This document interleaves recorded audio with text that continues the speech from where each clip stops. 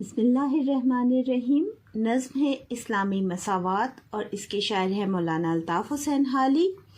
کسی قوم کا جب الٹتا ہے دفتر تو ہوتے ہیں مسخ ان میں پہلے تونگر، کمال ان میں رہتے باقی نہ جوہر، نہ عقل کے ہادی، نہ دین ان کا رہبر، نہ دنیا میں ذلت نہ عزت کی پرواہ، نہ عقبہ میں دوزخ نہ جنت کی پرواہ۔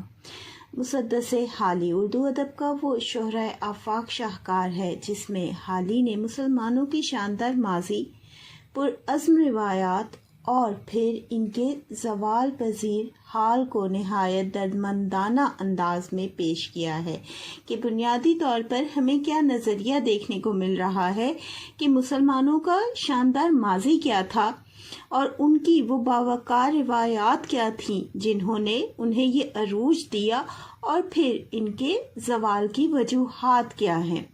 اس نظم کے ابتدائی حصے میں حالی خاص طور پر مسلمانوں کے صاحب حیثیت اور امیر طبقے کے اعداد و اطوار پر تنقید کر رہے ہیں کہ یعنی ایک مخصوص طبقہ ان کے نشانے پر ہے، ان کی تنقید پر ہے۔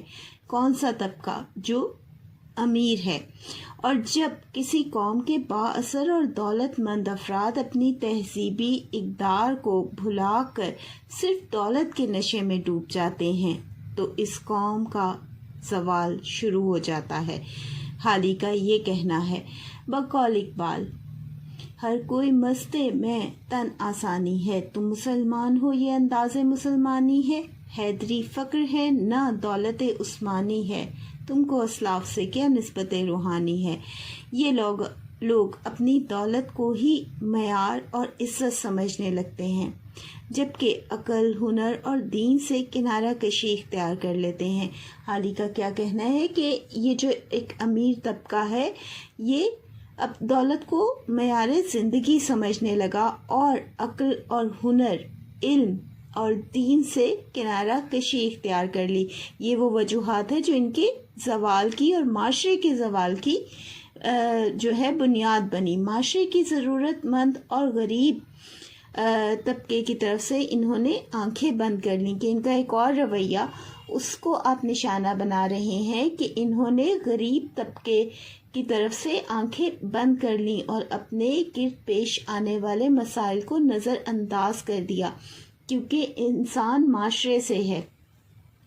لیکن حالی کا کہنا ہے کہ اس مخصوص طبقے نے جو ہے معاشرے کے حالات سے نظریں جیسے بند کر لی ہوں اور اپنے گرد پیش آنے والے مسائل کو نظر انداز کر رہے ہیں۔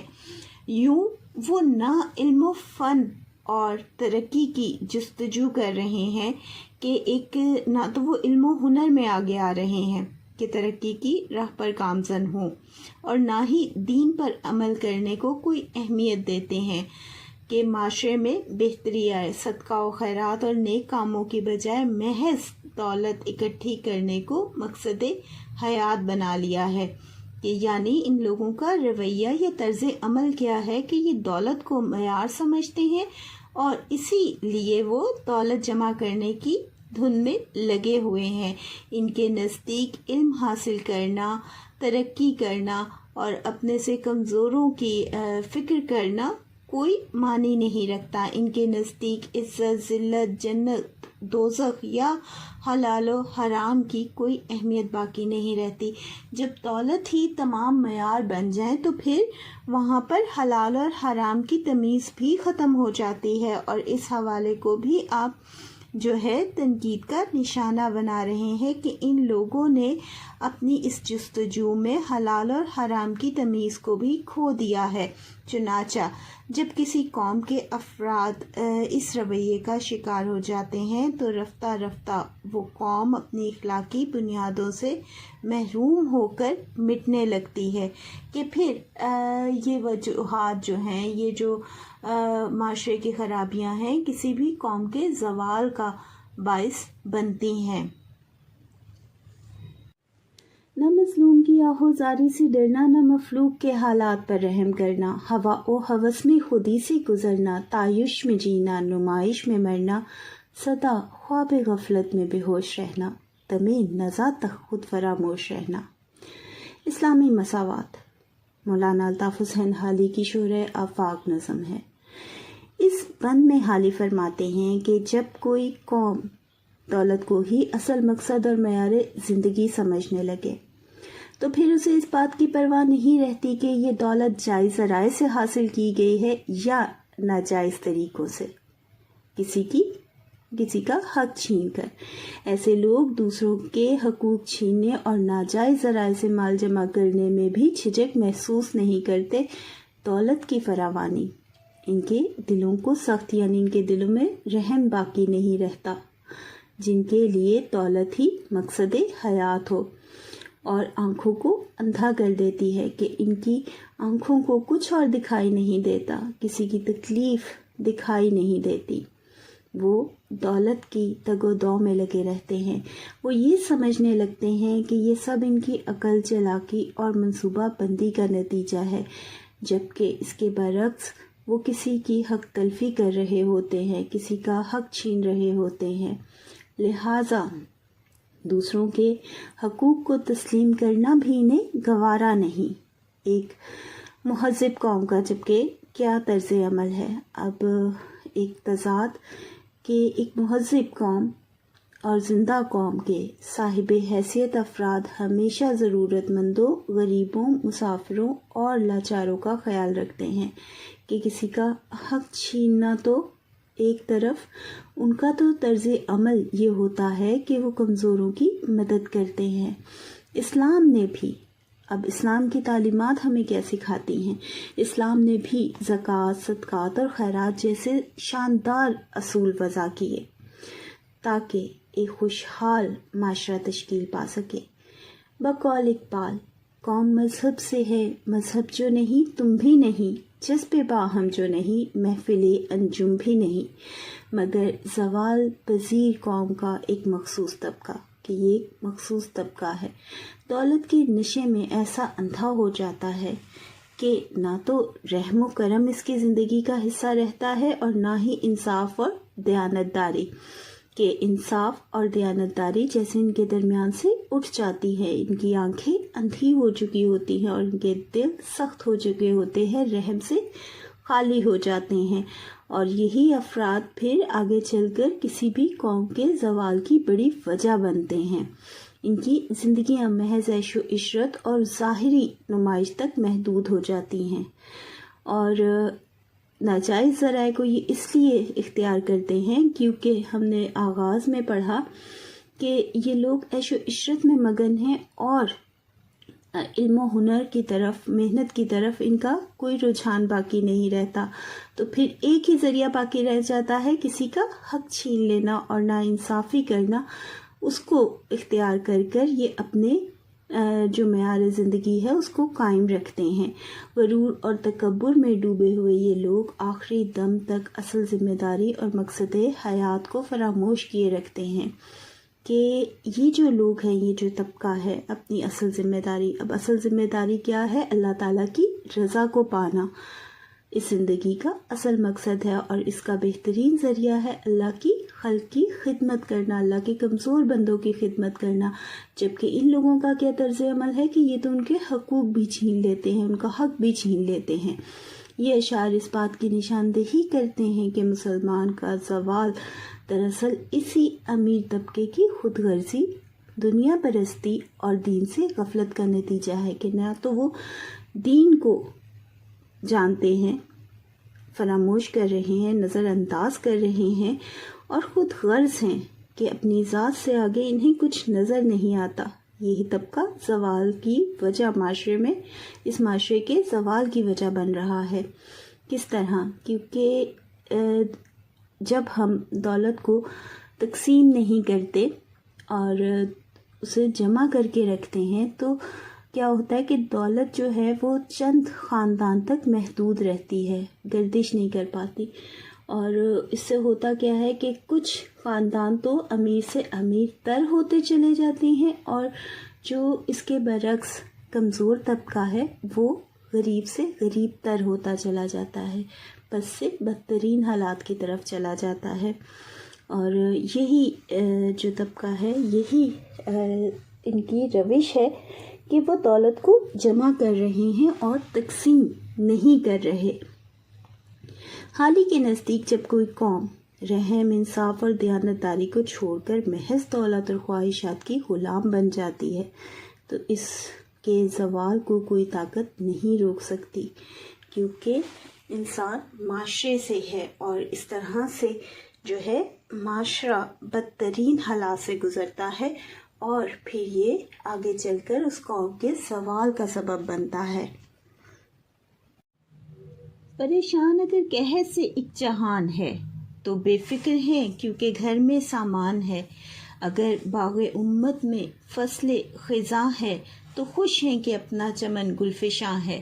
بنیے نوع انسان کا حق ان پہ کیا ہے، وہ ایک نوع اور نوع بشر سے جدا ہیں، کہ یہ لوگوں سے جدا ہیں، ان کی اپنی دنیا ہے جہاں پر ان کے عیش آرام اور تمام ضروریات موجود ہیں، تو یہ مطمئن ہے۔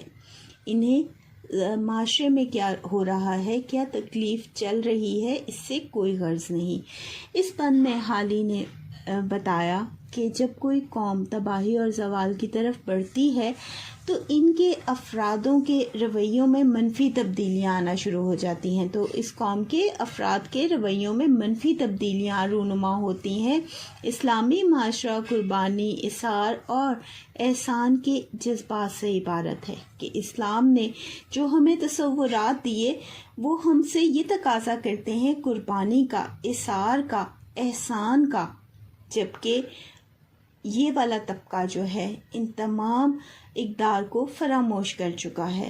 لیکن جب افراد میں خود غرضی غالب آ جائے، اب حالی کا کہنا ہے، لیکن جب افراد میں خود غرضی غالب آ جائے تو قوم کے افراد صرف اپنی ذات اور ذاتی مفاد کے بارے میں سوچنے لگتے ہیں، تو ان کا کیا رویہ بن جاتا ہے، جو اس وقت موجودہ رویہ تھا کہ وہ صرف اپنے ذات اور ذاتی مفاد کے بارے میں سوچنے لگتے ہیں اور اپنی اقدار کو فراموش کر دیتے ہیں۔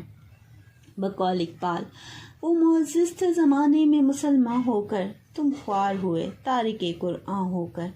حالی کے مطابق مسلمانوں میں زوال کی ایک بڑی علامت یہ ہے کہ خوشحال طبقے کے دلوں میں اثار، ہمدردی کا جذبہ ختم ہو چکا ہے، کہ وہ اس پر تنقید کر رہے ہیں کہ جو خوشحال طبقہ ہے ان کے اندر اثار اور ہمدردی کا جذبہ جیسے ختم ہو گیا ہو۔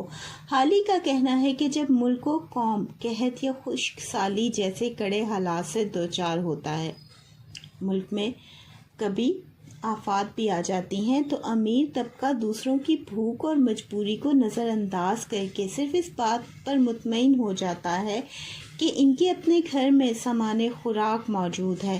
ان کے نزدیک یہ مسئلہ نہیں کہ پورے ملک کے بچے جو ہیں وہ فاقوں کا شکار ہیں، کہ انہیں اس بات سے کوئی فرق نہیں پڑتا کہ تمام ملک میں بچوں کی کیا حالت ہے، وہ فاقوں کے شکار ہیں، کیونکہ وہ صرف یہ سوچتے ہیں۔ اب یہ مخصوص طبقہ ہے جو امیر ہے، اس کو آپ تنقید کا نشانہ بنا رہے ہیں، کیونکہ وہ یہ سوچتے ہیں کہ اپنے بچوں کے لیے راشن محفوظ ہے، اگرچہ وہ چاہیں تو اپنی ضرورت سے زائد چیزیں ضرورت مندوں، غریبوں، ہمسایوں اور معاشرے کے محروم طبقے کے ساتھ بانٹ سکتے ہیں، کہ وہ اتنا سامان رکھتے ہیں کہ وہ ایسا کر سکتے ہیں، لیکن وہ یہ سمجھتے ہیں کہ دوسروں پر ان کا کوئی حق نہیں۔ حالانکہ باہمی تعاون اور اثار ہی وہ اصول ہیں جن پر ایک معاشرہ مشکل وقت میں کامیابی اور سکون کے ساتھ گزر سکتا ہے، جبکہ اثار اور جو ہے ایسا ایک اصول ہے کہ جس کی وجہ سے کوئی بھی معاشرہ مشکل حالات سے آسانی سے گزر سکتا ہے۔ کہاں بندگان ذلیل اور کہاں وہ، بستر کرتے ہیں بیغم قوت و نہ وہ، پہنتے نہیں جو سمود اور قطع وہ، مکان رکھتے ہیں رشک خلد جنا وہ، نہیں چلتے وہ بے سواری قدم بھر، نہیں رہتے بے نغمہ و ساز دم بھر۔ حالی کے نزدیک ایسے افراد قوم کے سب سے بڑے مجرم ہیں۔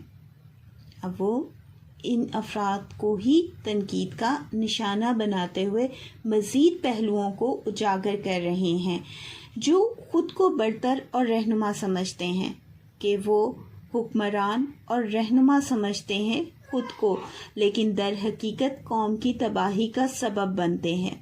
یہ لوگ عوام الناس، غریب مزدوروں، دیہات کے باسیوں اور پسماندہ طبقوں کے انسان کو حقیر مخلوق تصور کرتے ہیں کہ ان کے نزدیک جو غریب ہے، جو مشکل حالات سے گزر رہا ہے، وہ جیسے کوئی حقیر مخلوق ہو، اور یہ بہت برتر اور اعلیٰ ہیں کیونکہ یہ خود حکمران طبقے میں شمار ہوتے ہیں۔ ان کے نزدیک عام لوگوں کی غربت، بیماری اور مصیبت کوئی اہمیت نہیں رکھتی، کہ جو کمزور انسان ہیں، معاشرے کے افراد ہیں، ان کی مصیبت اور تکلیف ان کے لیے کوئی معنی نہیں رکھتی۔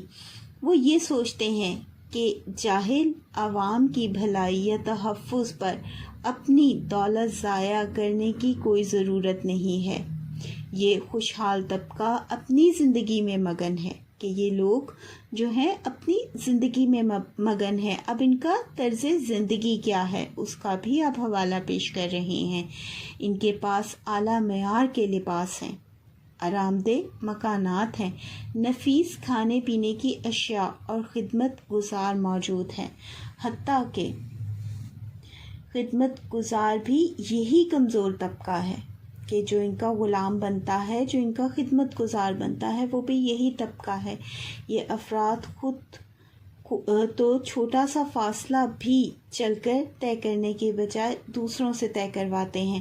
پرانے زمانے میں گھوڑوں کے پیچھے جو ہے وہ ہوتے تھے، سواری کا انتظام ہوتا تھا، یا ایسا بھی ہوتا تھا کہ بگیاں لے کر انسان ہی جو ہے چل رہے ہوتے تھے۔ تو یہاں پر وہ حوالہ ملتا ہے کہ ایسے افراد تو جو ہے چھوٹا سا فاصلہ بھی خود چل کر طے کرنے کی بجائے دوسروں سے طے کرواتے ہیں، کہ خود تو وہ آرام سے پیچھے بگی میں بیٹھے ہوئے ہوتے ہیں۔ ان کے فارغ اوقات بھی عیش و عشرت اور مسرت سے بھرے ہوتے ہیں، کہ اب وہ جب فارغ ہوتے ہیں تو ان کا کیا رویہ ہوتا ہے، کچھ کرنے کو تو خاص ہوتا نہیں ہے۔ تعلیم اور جو ہے آگے بڑھنا اور ہنر سیکھنا وہ بھی انہوں نے چھوڑ دیے ہیں، دین پر عمل پیرا ہونا بھی چھوڑ دیا ہے، دوسروں کی جو ہے کمزوری کا بھی، انہیں تکلیف کا بھی احساس نہیں ہے۔ تو اب جو فارغ اوقات ہیں اس میں وہ عیش و عشرت میں مصروف نظر آتے ہیں۔ اسی لیے ادنا طبقے کے غریب، بے بسی اور جان لیوا مشکلات بھی ان کے لیے کوئی اہمیت نہیں رکھتی۔ حال ہی یہ باور کرواتے ہیں کہ ایسے خود غرض اور بے حس افراد دراصل قوم کے زوال کا باعث ہیں اور انہیں قوم کو زوال کی طرف دھکیل رہے ہیں۔ بقول نصیر الدین نصیر، بساط بزم الٹ کر کہاں گیا ساقی، فضا خاموش، سبو چپ اداس پیمانے۔ بستے ہیں لوگ خدمت میں ان کی، گل و لالا رہتے ہیں صحبت میں ان کی، نفاست بھری ہے طبیعت میں ان کی، نزاکت سو داخل ہے عادت میں ان کی۔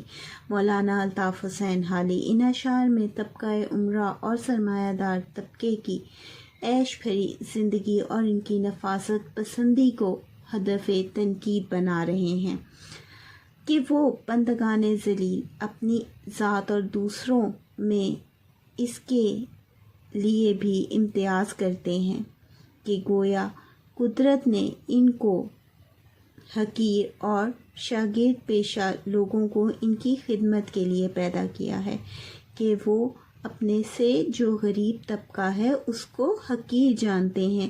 ان کے خیال میں اعلیٰ طبقے سے تعلق کی بنا پر ان کو یہ حق حاصل ہے کہ وہ نچلے طبقے کے افراد سے خدمت لیں، کیونکہ وہ اعلیٰ طبقے سے تعلق رکھتے ہیں، ان کی دنیا جہان کی نعمتیں میسر ہیں، لہٰذا ان کے لیے انہیں محنت و مشقت کی ضرورت نہیں، چنانچہ وقت گزارنے کے لیے انہیں محفل کا اہتمام کرنا پڑتا ہے، کہ اب تمام نعمتیں تو ان کے پاس حاضر ہیں اور خدمت گزار بھی موجود ہیں، यही वजह है कि वक्त गुजारने के लिए इन्हें महफिल का एहतमाम करना पड़ता है। और हमने आगाज़ में पढ़ा कि ये लोग इल्म व हुनर में भी जद्दोजहद नहीं करते, क्योंकि दौलत की फरावानी है और नाजायज़ ज़राए से भी दौलत हासिल करने को गलत नहीं समझते। यही वजह है कि उम्रा के यहाँ कनीज़, हसीनों और रकासाओं की मौजूदगी लाजमी ख्याल की जाती है कि उनके यहाँ ऐसी महफिल का एहतमाम हो जाता है ताकि वो बेकारी का नहायत खुशगवार अंदाज में वक्त गुजार सकें। फुर्सत के लम्हात और अय्याशी की आदत इनमें काम करने की सलाहियत और मेहनत करने के हौसले को ख़त्म कर देती है कि जब हम काम करते हैं, अपने वक्त को किसी अच्छे काम में सर्फ करते हैं, तो हमें एक आदत पैदा होती है मेहनत की, मशक्क़त की। लेकिन इसके बरक्स ऐसे लोग जो अय्याशी में मगन होते हैं और अपनी फ़ुर्सत के लम्हात को महफ़िलों में गुजारते हैं, उनके अंदर काम करने की सलाहियत ख़त्म हो जाती है, मेहनत करने का हौसला ख़त्म हो जाता है, जिससे इनकी जिस्मानी क़ुव्वतें जाती रहती हैं। मर्दानगी की बजाय नज़ाकत इनकी शनाख्त करार पाई जाती है कि ऐसे लोग दूर से ही पहचाने जाते हैं, क्योंकि इनमें मर्दानगी की बजाय, मेहनत की बजाय एक नज़ाकत सी नुमाया नज़र आने लगती है। यही नज़ाकत आहिस्ता आहिस्ता नफासत के एहसास में तब्दील हो जाती है। एक मेहनत कश अपनी तवानाइयों के इस्तेमाल के वक्त जिस्मानी नज़ाकत और लिबास की नफासतों को नज़रअंदाज कर देता है कि जो मेहनत करने वाला इंसान है वो तो जो है लिबास की नफासत को नज़रअंदाज कर देता है, क्योंकि उसके सामने एक मकसद होता है। लेकिन ये अफराद जो हैं अपने लिबास और नफासत पर खूब ध्यान देते हैं।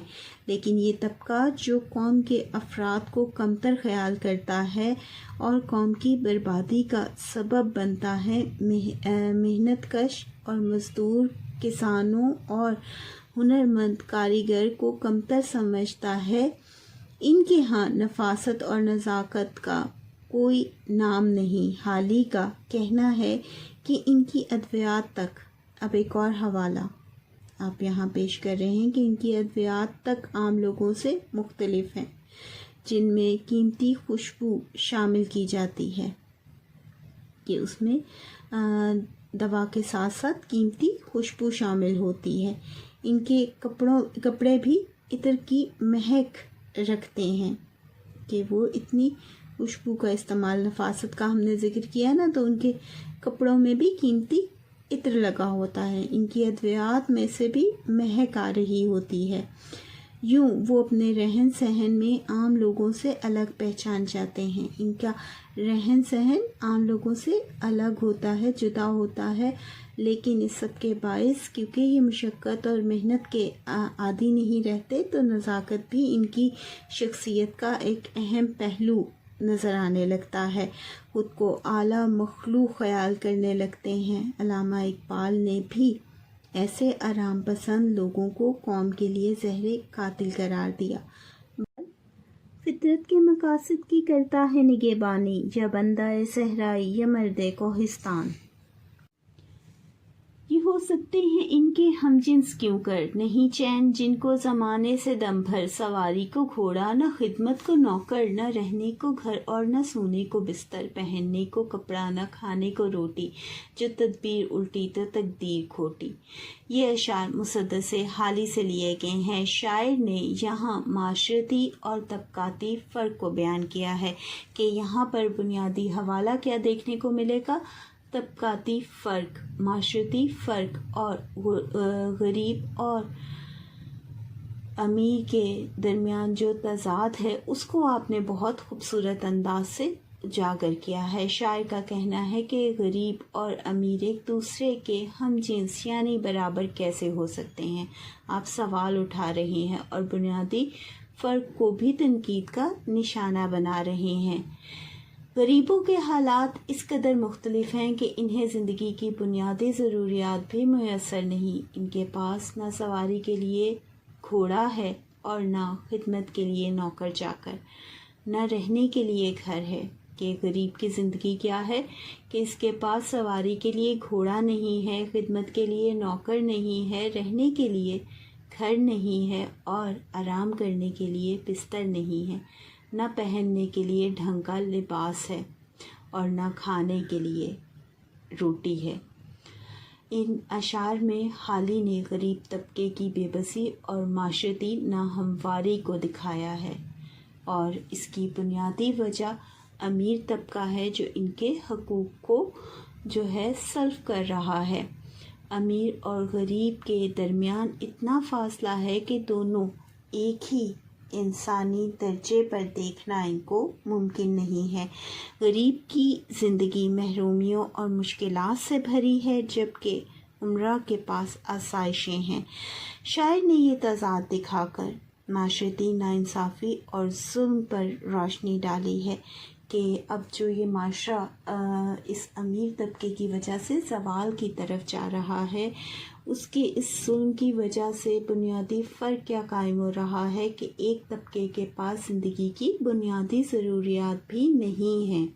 بقول نذیر اکبر الہ آبادی، دنیا میں بادشاہ ہے سو ہے وہ بھی آدمی، اور مفلس و گدا ہے سو ہے وہ بھی آدمی، سردار ہے بے نوا ہے سو ہے وہ بھی آدمی، نعمت جو کھا رہا ہے سو ہے وہ بھی آدمی، ٹکڑے چبا رہا ہے سو ہے وہ بھی آدمی۔ تو یہ حوالہ آپ یہاں پر پیش کر رہے ہیں کہ اس طبقے کی اس زیادتی اور دولت کی ہوس نے ایک طبقے کو کس حد تک مجبور اور بے بس کر دیا ہے کہ وہ زندگی کی بنیادی ضرورتوں سے بھی محروم ہو گیا ہے۔ یہ پہلا سبق تھا کتاب خدا کا کہ ہے ساری مخلوق کنبہ خدا کا، وہی دوست ہے خالق کے دو سرا کا، خلائق سے ہے جس کو رشتہ ولا کا، یہی ہے عبادت یہی دین و ایمان کے کام آئے دنیا میں انسان کے انسان۔ یہ اشعار حالی کی شورۂ آفاق نظم مساوات اسلام سے لیے گئے ہیں۔ شاعر کا کہنا ہے کہ قرآن پاک کا سب سے بنیادی سبق یہ ہے کہ پوری کائنات کے تمام جاندار اللہ کی مخلوق ہیں، گویا تمام مخلوق ایک کنبہ ہے، گویا سب ایک ہی خدا کے بندے ہیں، اور سب کو ایک دوسرے کے ساتھ اخوت، محبت اور ہمدردی کا رشتہ قائم رکھنا ہے۔ کہ اسلام نے جو ہمیں پہلا سبق دیا وہ اخوت کا، محبت کا اور انسانیت کا ہے، جسے تمام انسانوں کے ساتھ استوار کیا گیا۔ مزید حالی فرماتے ہیں کہ اللہ تعالیٰ کا حقیقی دوست اور محبوب بندہ وہی ہے جو اللہ کی مخلوق کی محبت اور خیر خواہی رکھتا ہے۔ کہ اللہ کے ہاں کون مقبول ہے؟ وہ بندہ جو اس کی مخلوق کے ساتھ، جو اس کی خلق کے ساتھ خیر خواہی رکھتا ہے۔ یہ اسلام میں معیار قائم کیا گیا۔ بقول اقبال، سجدوں سے تیرے کیا ہوا صدیاں گزر گئی، دنیا تیری بدل دے وہ سجدہ تلاش کر، جو دوسروں کے دکھ درد میں شریک ہو اور مخلوق خدا سے تعلق محبت قائم کرے، وہی اللہ کے قریب انسان ہے۔ شاعر کے مطابق اصل دین و ایمان اور عبادت صرف ظاہری رسموں تک محدود نہیں کہ صرف عبادت کرنا اور روزے رکھنا، نماز کا ادا کرنا یہ محض رسمیں ہو جاتی ہیں جب تک ہم اللہ کی خلق کے ساتھ مخلص نہ ہوں، ان سے محبت کا رشتہ قائم نہ کریں، کیونکہ اللہ کے ہاں مقبول بندہ وہی ہے جو اس کی خلق پر رحم کرنے والا ہو، بلکہ انسانیت کی خدمت ہی حقیقی عبادت ہے۔ کہ انسانیت کی جو خدمت ہے وہ حقیقی عبادت ہے، یہ اسلام کا درس ہے، یہ اللہ تعالیٰ نے ایک معیار مقرر کیا ہے۔ اسلام کا مقصد یہ ہے کہ بھائی چارے کا دین قائم ہو۔ قرآن کا اصل مقصد انسان کو یہ شعور دینا ہے کہ سب ایک ہی رب کے بندے ہیں اور سب کا باہمی رشتہ محبت، ہمدردی پر قائم ہونا چاہیے، جبکہ ہم اپنی ان اقدار کو بھلا چکے ہیں، اور یہ بنیادی وجہ بن رہی ہے اس معاشرے کے زوال کی۔ اور ان اشعار میں مولانا الطاف حسین حالی کا کہنا ہے کہ اسلام کا تو پہلا درس ہی محبت، اخوت اور بھائی چارہ ہے، جسے ہم نے بھلا دیا ہے۔ جو بندہ انسانیت کے دکھ میں شریک ہو وہی اللہ کا سچا بندہ اور حقیقی مسلمان ہے۔ بقول شاعر، کرو مہربانی تم اہل زمیں پر، خدا مہرباں ہوگا عرش بری پر۔ بچوں، اس چینل کو زیادہ سے زیادہ اپنے دوستوں کے ساتھ شیئر کریں تاکہ اس کوشش کو مزید آگے بڑھانا ممکن ہو سکے۔ فرسٹ ایئر کی جو بک ہے پنجاب بورڈ کی، اس کی تشریحات بھی موجود ہیں۔ فیڈرل بک جو ہے فرسٹ ایئر کی، اس میں وہ تمام حوالے موجود ہیں۔ بات باں کھلنے سے پہلے کا اشارہ دیکھنا اور تمام وہی غزلیات ہیں جو کہ پہلے سے اس چینل پر موجود ہیں۔ اور باقی رہا سیکنڈ ایئر کا حوالہ تو وہ بھی انشاءاللہ تعالی ہم تمام سلیبس کو جلد کور کر لیں گے۔ تو اس چینل کو زیادہ سے زیادہ سبسکرائب کریں اور اپنے دوستوں کے ساتھ شیئر کریں۔ اللہ حافظ۔